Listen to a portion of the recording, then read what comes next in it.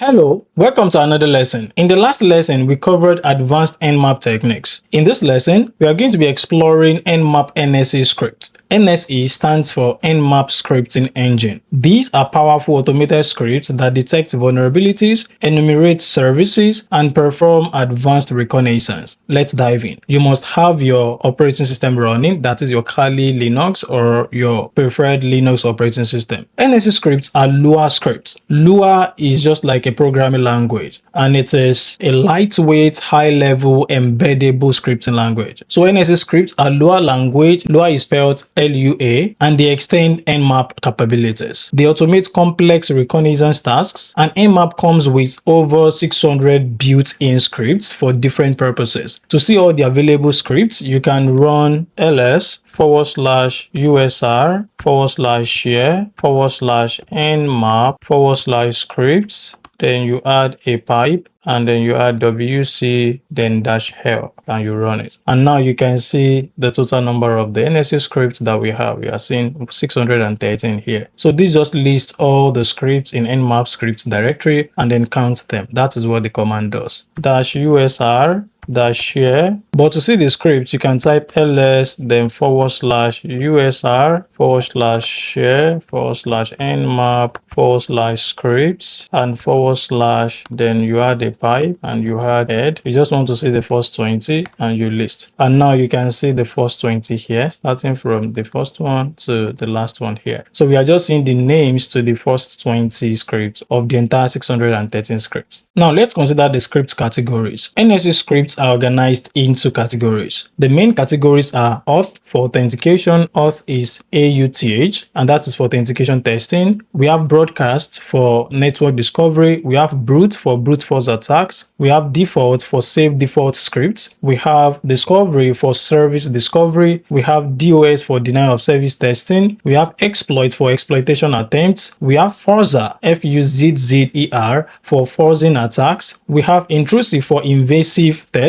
We have malware for malware detection. We have safe for non-intrusive scripts. We have version for version detection. And we have vuln, that is VULN, for vulnerability detection. Now let's run some of the default scripts. The first one we're going to run is a safe script, and that would be nmap-sc, then localhost. And the SC flag means script scan with default scripts. So the command runs a collection of safe and non-intrusive scripts appropriate for most scans. And this is equivalent to another command, which is nmap-script equals default localhost. But before we run this, you can see the output for the first one we ran, and you can see that here. If you come to capabilities, you can see 65,534, and here are some of the capabilities: connect to database, support 41, authentication, speaks 41, protocol hold, support transaction. So these are just some of the capabilities, right? And if you come up here as well, you can see that we are having 998 closed TCP ports, and we are not showing them. You can see not shown here. We're only showing the 2 ports that are open, which are port 80 and then port 3306, which is meant for SQL. And you can see the HTTP title here, UIFO. I mean, that's just on the lighter note. So as I mentioned earlier, I said the first script we ran here is the same as the script here. So we can run this as well. So we are going to get a similar output. And you can see that the outputs are similar. But what the last command we ran does, it explicitly specifies the default category. Now let us run some commands for specific categories. So we can clear our screen and try to run nmap-script. Then we can use vuln category now for vulnerability detection category, and we can run it on localhost. Then you hit enter. And what this does is that it runs every script in the vuln category. These scripts check for known vulnerabilities on discovered services. You can wait for that to run. So this took a while, but you can see that we already have our output, and you can see the state here, which is vulnerable. Also for the ports that are opened, you can see those ones here, and we are still having 998 ports closed.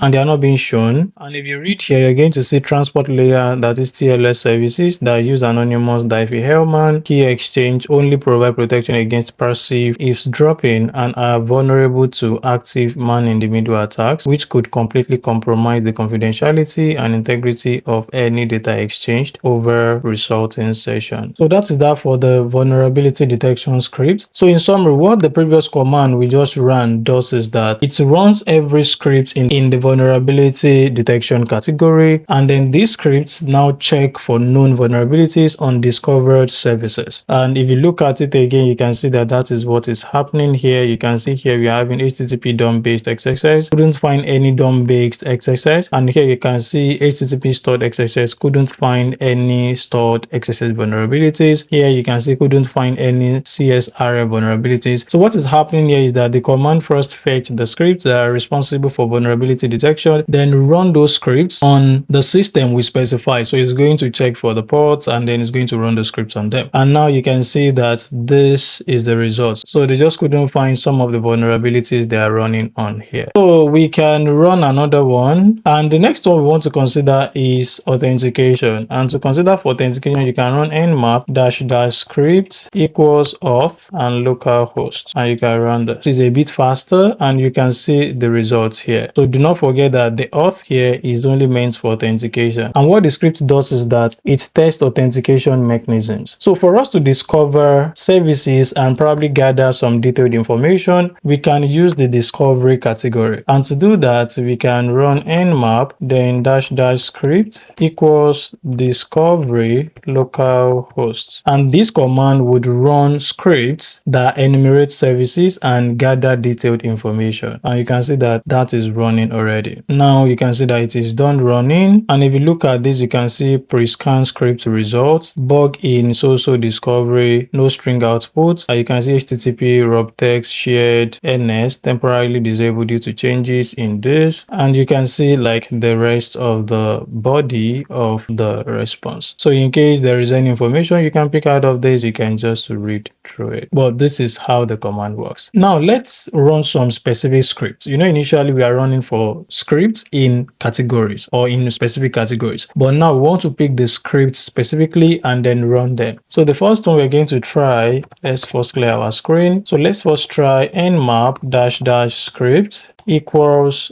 http title localhost -p then 80, and you can run this. And what the script equals http title does is that it runs just the http title script. The -p80 means that we're only scanning for port 80, and the script then retrieves the title of web pages running on port 80, and this is the web page running on port 80. This is the title of the web page, and that is "You Are a Fool." Sorry, that is just what was written there, nothing offensive. Let's run another one, but this time around we can run multiple scripts at the same time. So we can try nmap --script, and we can say equals to http title comma http headers, had the host like localhost, and then we had the port, which is port 80. And this time around the script is doing two things. It is running for http title and it is running for http headers. So we are going to separate the two with a comma. You can see the way I did it here, and now you can see the header details here. Also you can see the title details here. So this is for headers, you can see it here, and this is the http title. The next one we can run is for http enumeration. So we can do or run nmap --script equals http -enum then localhost -p then 80, and now the http enum script would search for common directories and files on web servers. Also, it is going to find admin panels, backup files, configuration files, and other interesting parts. And you can see that the only directory it's brought out here is the server -status folder, and you can see that it wrote potentially interesting folder. So what I can do further is to look at what is happening here and see if there is anything there exploitable. So this particular command is extremely useful for web application reconnaissance. Let's proceed to consider the SMB enumeration. What the SMB means is the server message block, and it's a networking protocol for sharing files and printers. And to run a command that enumerates our SMB, we can run nmap then --script equals smb dash enum, because we are enumerating for smb, then dash shares, comma smb dash enum dash users. Then we can add the IP address 192.168.1.0 and maybe /24 to run for the entire subnet. And then we want to add a port to it, which is port 445. And what the script will do is that it is going to enumerate smb shares and smb users on Windows system. So the port 445 is the smb port, and this reviews shared folders and user accounts on Windows machines. But here we are not having a Windows machine, so we are using Linux. But you can just try the command on Windows machine in case you are doing anything within the Windows environment. So we can try to quit this. Also, if you want to run vulnerability scans for smb, one thing you can do is to run nmap, and then you use this -- script equals smb dash vuln. Then you can use asterisk, which means for all, and then 192.168.1.0, then add the /24, and you can add the ports to smb to it, which is 445, and then try to run it. Do not forget the asterisk I added here is a kind of wildcard thing. So I'm trying to do a wildcard run across all scripts starting with smb vuln, and this command checks for vulnerabilities like eternal blue, ms17010, and other smb exploits. And do not forget we are on Linux, so we can just try to close this. Also, we can do this for brute force, and to do that we can run nmap -- script equals ssh -brute, then we add localhost, and we add for port 22, which is for SSH, and then you run it. And what the command will do is that it is going to call the SSH brute script, and that will now attempt to brute force our SSH logins. And since our SSH port is closed, then we don't have any problem.